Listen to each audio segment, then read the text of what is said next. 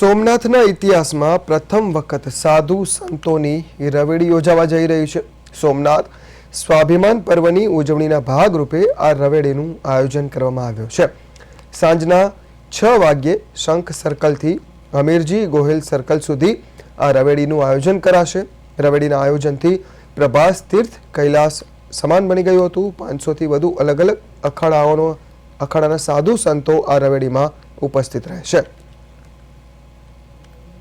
1000 વર્ષ પહેલા ગઝનીથી આવેલા જે મહમૂદે અનેક વાર હુમલાઓ કર્યા છતાં પણ આપણી શ્રદ્ધાને, આપણી એકતાને અને આપણી અખંડિતતાને એ જરા પણ બગાડી કંઈ નથી શક્યા।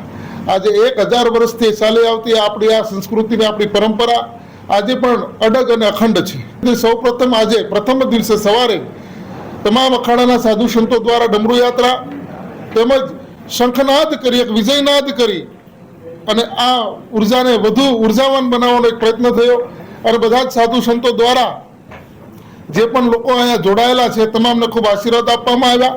તેમજ હમણાં 1 કલાક પછી જે અખાડાની અમારી ઓળખ છે, જે કુંભ મેળામાં શિવરાત્રિની અંદર અમારા નાગા સંન્યાસીઓ છે એ સાધુ સંતો દ્વારા એક અદ્ભુત યાત્રા, જેને રવેડી નામ આપવામાં આવ્યું છે, એવી રવેડી નીકળતી હોય છે।